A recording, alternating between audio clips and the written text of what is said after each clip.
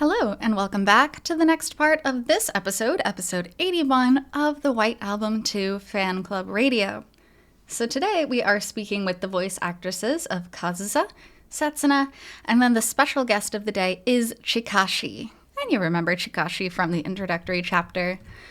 So we just went over a lot about kind of their own lives, their own thoughts, a lot of traditional Japanese fashion, and now we're finally going to talk about White Album 2. So, let's go ahead and begin here. Yes. All right. Sukiyamasan, you were the voice of Chikashi Hayasaka in both the anime and the game of White Album 2. Right. What are your thoughts on Chikashi as a character? Well, he's very... Let me think. In terms of expressing how he feels, yeah. I feel like he's relatively honest or blunt. Yeah. Not really the type to spend time turning his feelings over in his mind before stating them. Yeah? So when he says something or gives advice, it's exactly what he thinks. He'll say, hey, just do it. Which, if one of the trio were like this, the story would have been a lot shorter and a lot smoother. Yeah, that kind of character. I felt like he was a fairly realistic character. Not extremely pointed. Now, they keep using the word realistic. For me, I think Chikashi is average. You know, the average sporty Japanese student. You know, like he said, not extremely pointed. He doesn't have some crazy facet of his personality like Setsuna being an idol or Kazusa being the rich daughter of a famous pianist, you know? Kind of like Haruki. Haruki's very normal. So... when you were acting for the game, were there any points that were a particular struggle for you in that regard? Well, in comedic scenes, for example. I deviated from that a little. Tried to figure out how to make it funny. Yeah? And there was a certain amount of trial and error, but I tried as much as I could to... I actually see this as a quality of the game overall. There aren't many exaggerated characters. Yeah? Or exaggerated performances. It's a story that runs on more natural performances. And again, I mentioned this last time, but I really strongly disagree with this. There are so many very unique, exaggerated characters. Like I said, Setsuna and Kazusa, they both have a very rare facet of their personality. You got Chiaki, extremely rare character. Now, Mari-san is just the office lady trope. That's pretty normal. Koharu is the underclassman. That's pretty normal. And of course, Haruki, the main character of anime, is always boring. But I feel like there are enough exaggerated characters and exaggerated things that happen. I mean, this is not like a fantasy anime or anything, but at the same time, it's a little bit different than, I don't know. I disagree, though. That's how it's built and directed, so I tried to make use of that quality, since it's one of the game's best points. Alright. I do think, though, Jikashi is very blunt, but he looks surprisingly closely at people. Yeah, he does. That was a deep impression I got. Yeah, there's this balance between the three of them, and Haruki is the type to mull things over and over. Right? Over and over and over and over. That's all it is. Half the game is just Haruki mulling things over. It's awful. I mean, it's important, but geez Louise, make a decision. Yeah. Right? Yeah. So, in the anime, he stood out weirdly. Maybe weirdly isn't a good word. I mean, compared with the game, yeah. The impression Chikashi left in the anime was way stronger. Well, in the anime, yeah. Around the time of the first episode, I looked at the character chart thing, yeah, and watched the test footage, and I went, whoa, he jumps out way more now. It's the sideburns. I guess so. Overall, sideburns included, his presence was just way stronger. Yes, but obviously he's not an important character to the story as a whole. But because the focus of the anime was so focused on the introductory chapter, I think Jikashi had an important role in setting up who Haruki was, if that makes sense. Because in the game, we kind of jump in and they're like, Haruki is an average guy. Now let's meet the girls, you know? But in the anime, they wanted to, make it more animated, make it seem like, giving you a slice of their lives. So having one of the best friend characters like Chikashi having a slightly larger role and standing out among the students that don't actually interact with Haruki is pretty important. Oh, I know what you mean. Yeah. I remember remarking to someone, oh yeah, I was really surprised. Yeah. When that was the first episode and everyone got really excited. Right, yeah. And about how vibrant everyone looked. Right? Were there any things that were changed between the game and the anime? I mean, you should know. Well, aesthetically speaking, I wanted to make him a bit louder and flashier. But if I did that, then what I just mentioned, about the triangle between the three of them, yeah, performed in a natural way, they would probably yell at me for being out of line with the sense of the show. So, in order to avoid that, I did my best I restrained the parts that I wanted to exaggerate. Tried to keep on in such a way that I could turn with everyone else's gears, so that there wasn't just one guy out of place. Which is true, because the thing about background characters and side characters, unless they're supposed to be like the super funny character that kind of jolts you, you are supposed to go along with everybody else's energy. And that's clearly what this guy wanted to do. Still, you were attacking pretty boldly. I was. With the ad-libs? Yes, the ad-libs. The ad-libs were funny. Yeah, you found all kinds of places to fit those ad-libs in. Right? Chikashi was kind of the fool, in a lot of ways. He was the jock, in other words. Right. Yeah. In that sense, Jikashi is kind of an oasis. Definitely. While the three main characters are having this deep, serious story. Yeah? I saw him as bringing in a lighter element. Yeah. That was very much the image he gave. Yes. Right. For the auditions? Yes. Did you read for Haruki? Well, that was a pretty long time ago. Yeah, that's fair. So my memories of what all I auditioned for are a little fuzzy. Yeah. But there was Haruki, and then I auditioned for Chikashi, and the agency all pulled together.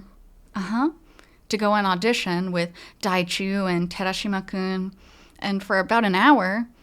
And the progression of the whole thing was really, they're always very thorough with their auditions. Yeah? And the same was true for White Album. So it took a little time. A little meaning about an hour. An hour is not that long, I would think, for an audition. That doesn't seem bad at all. Unless it's your personal audition took an hour, that's a long time. But if you were waiting around for your audition for an hour, that's not that long. You were waiting for a while. You were stuck there a while. We were. So during that time, there were the three of us, and our manager, and we all talked. About the mood of the story, what position each character would probably stand in. Yeah? How we should go about doing it. I remember the three of us talking about a lot of stuff like that. Wow. I see. So the three of you were in the same group. Yeah. And you were all passing your roles around. That's really cool. To be able to go there and have moral support from others in your agency and all kind of, hoping for these roles, rather than sitting and seeing a bunch of people who, opposing people and getting nervous about them taking your part or whatever. It was something.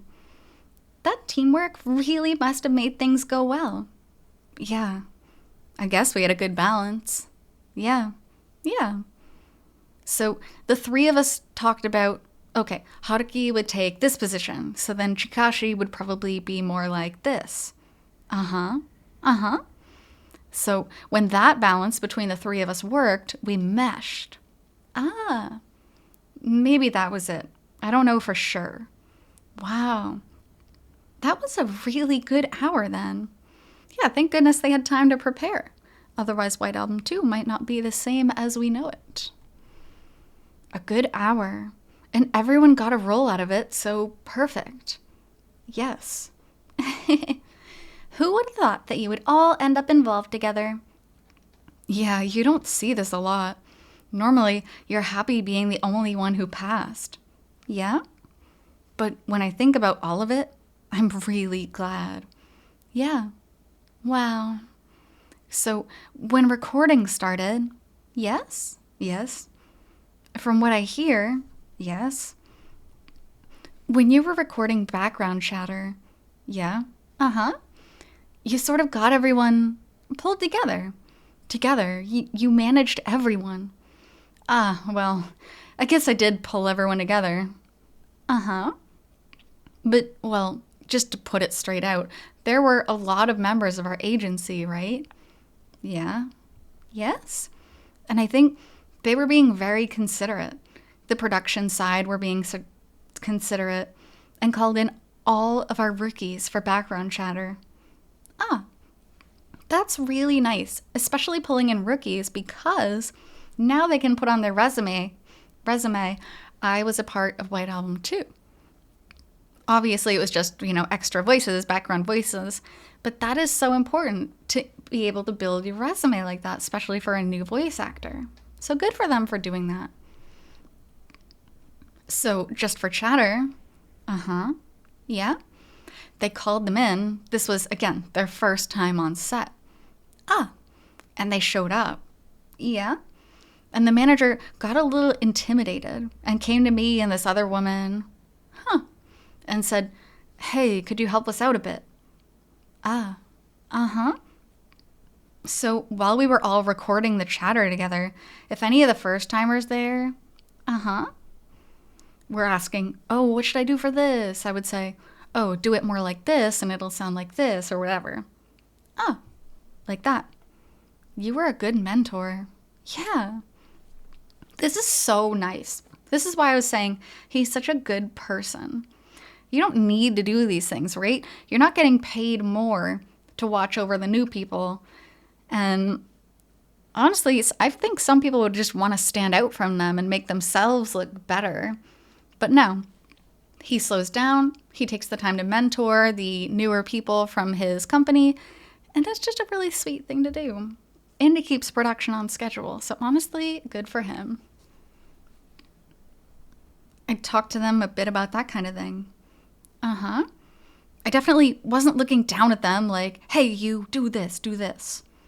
I don't think anyone would imagine you doing that. No way. I was getting directions from the director, right? And thinking, okay, how should I reword this to make it understandable to a newbie? Right? Yeah. And going, well, this one will probably understand it if it's put this way. Yeah. Reword it a little. Yeah. And say, all right, do it like this. That was so thoughtful of you. Wow. No, I really just... Chatter, though? You get a lot of newbies asking what that means. Chatter? Yeah. Right. And it can be hard getting put on the spot and saying like, okay, do some background chatter. It's a little awkward. You're like, well, what do I say? I have to think of things to say that aren't that important, but are still like, they don't stand out in a way that makes you think, oh, why did they say that? What are they talking about? It really has to be background. For example, if you're in a school, then the members, if you're doing an anime, it's the other voices. Voices. Like ambient noise. Right, like that. something going on while the characters are talking to each other. Yeah? The surrounding noise. So even though you can really do whatever you want, they tend to get stuck because they don't know what to do. Right. For background chatter, definitely. Since they don't have a script, yeah. They don't have lines. So in this sense, it's like improv, basically. It's not necessarily important improv. You don't have to come up with anything like super witty or funny. In fact, that would be distracting. But it is improv. You have to think of natural conversations to have. So in its own way, it's difficult. Yeah, for sure. But chatter is what you do before anything else when you're a newbie. It's background voices. You start with background voices. Yeah. I mean, they're the ones who show up first. Yeah. Going, no, seriously, I have to go. I have to get to work. So if someone goes, hey, can I ask you a favor? And you go, you can't do it. So you go, background chatter.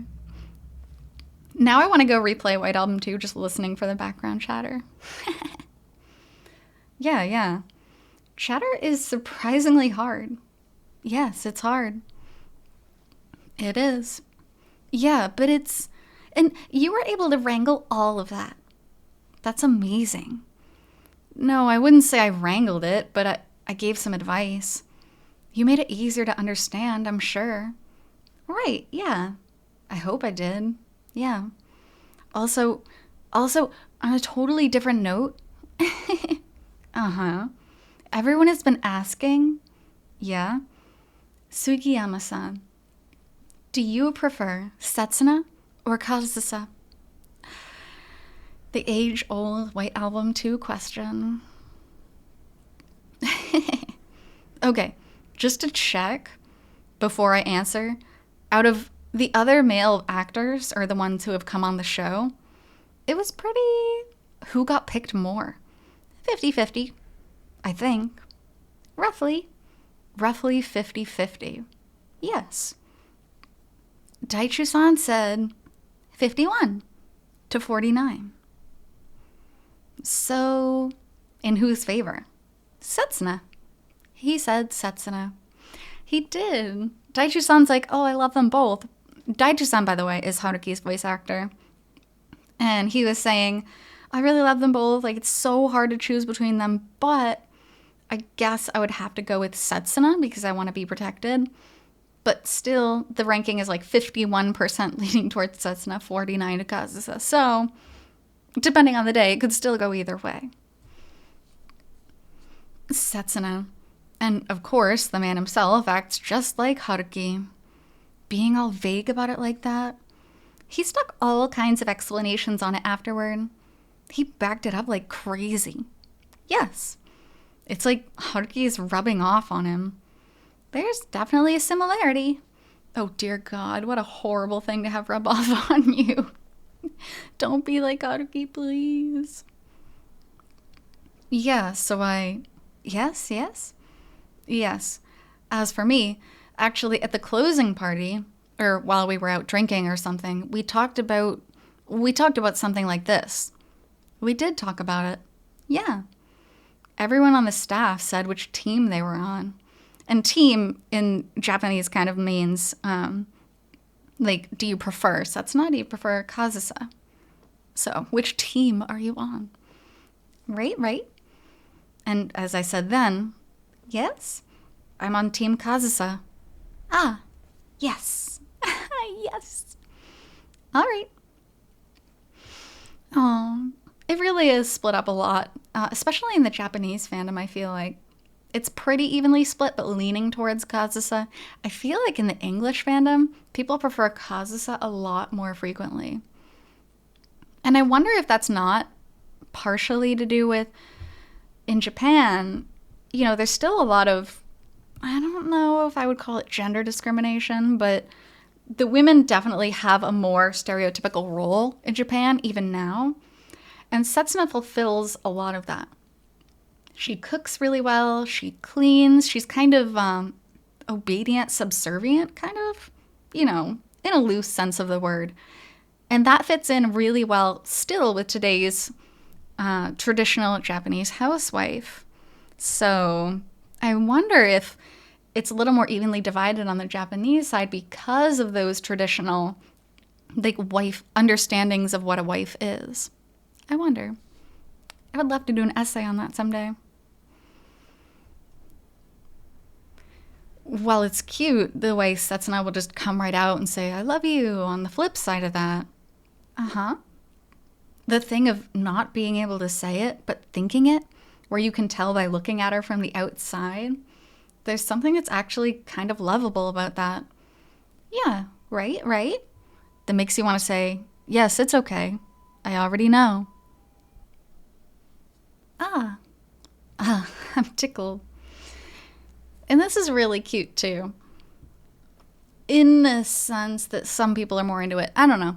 Yes, the girl that's too shy or embarrassed to say I love you is cute in the beginning. And this is my opinion. But as the time drags on, you know, as it becomes really just more and more obvious that you do love somebody, at that point it just becomes you're bad at communicating. Like, you have an inherent flaw in you that you can't communicate your feelings with others, especially those close to you. This is not a good character trait after a while. You know, coming into a relationship, going into marriage, you know, these kinds of things, this is not going to fly forever. So while I agree that this is really cute throughout introductory chapter, by the time it gets to, like, closing chapter, and especially Coda, you're adults now. You really need to shape up and just be honest about your feelings, kind of like how Setsuna ends up being towards Coda. Not through Cece, but that's my opinion. It's like, you'll get beat up, though. What was that? Huh? She's not all that good at expressing affection. Right, of course. I'm clumsy. But, you know, this thing where she goes, pow. She's embarrassed. You wouldn't know it just from seeing her and talking to her. But if you're at school with her, constantly together, as you're talking to her, you might go, hey, did she... Those little subtle changes in her feelings toward you are really cute, I think. Yes. Is she just embarrassed right now? I've been rejected. I win. No. Which I agree. Again, someone coming to have a crush on someone but hiding it is very, very cute. But, you know, like, that needs to stop at a certain point. You need to grow up and just be honest with someone. My opinion, I guess. Well, shall we go on? Yes, to the mail. We're going to read some mail now. Right. This is from Borderman-san. Thank you very much. Yone-san, Naba-san, and Noriaki Sugiyama-san. Hello. When you think Chikashi, you think lazy, easily carried away, the essence of a class clown, but because of that, I think he would be very easy to get along with as a friend. Personally, the part where Chikashi realized that Haruki and Kazusa had been staring at each other the whole time, and the part in Coda where he suddenly showed up speaking in the Kansai dialect really stuck with me. Which was very cute, by the way. And yes, this is the conversation I keep talking about in the last episode specifically. The fact that after the concert, he realized Kazusa kept staring at Haruki, and he's like, you know, aren't you jealous? Aren't you sad? Whatever he ended up saying. I forget exactly what word he used. But Kazusa was like, what? No. And he's like, no, seriously, I see you staring at him. You don't have to hide it. I love that. So here is a question for Sugiyama-san. Out of Haruki, Takeya, Jikashi, and Io, who do you think you would be able to be the best friends with? Oh, that's a good question, actually. That's a really sweet question. For me, it would be Io. I love Io. She's so easygoing and so chill. As friends, well, all of those characters are really, yeah. appealing, I think. Uh-huh. But someone like Io, who you could just talk about anything candidly with, yeah? With that as a starting point for a friendship, you could become close pretty easily. Huh. Is the sense I get. Good point. Yeah. Yeah. Io is awesome. This just goes to show Io is awesome. Oh, so about the Kansai dialect. Wait, are you from Kansai? Me? No, I'm not. I'm from Tokyo. Was the Kansai dialect difficult? Setsuna's laughing because she originally has the Kansai dialect. The Kansai dialect, well, I'll just talk about this here. One of the staff members went, "Hey, so this is what the accent sounds like for the Kansai dialect," and gave me a reference, which I listened to right beforehand, and I did my best to not play it by ear exactly. Huh. But I read the lines, then had someone who actually knew the dialect listen to me to say, actually, this should be different. And I went, oh, sorry, I'll do it again. What a tough thing to do, right? Because doing a different accent is really tough. If you do it wrong, you sound cheesy, it stands out, and honestly, it just kind of ruins the whole scene. So, surprisingly, they had him do the Kansai dialect. That's really hard. Like, kudos to him for being able to do it properly. Even more than the nuances of my performance, the nuances of the Kansai dialect, yeah, were what required the most retakes, I remember. Ah. Right. Those sorts of voice recordings, yeah, tend to be given to you in this industry. Right, yeah. Yeah, if you're going to be speaking a foreign language, for example, I love when they do this. I love when the Japanese voice actors have lines in a foreign language. Yeah. Or if it's going to be a specific dialect. Yeah, you might get that. You did German, right? I did. Yeah. It was exhausting. I loved it when Kazusa spoke German. It was so cute. Let me think. Kazusa did German. I know Haruki did French.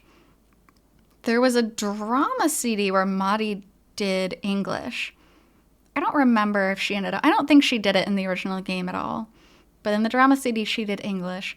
And I think that was it, as far as speaking foreign languages went. If I'm wrong, someone tell me, but I'm pretty sure I'm right. All right, let's go on to the next one. Yes. And before we go on to the next one, I think that is a perfect place for us to stop for now. So, thank you so much for being here with me on this episode of the White Album 2 radio show, and I will be back with the next part of episode 81 shortly. So until then, hope you take care. See you.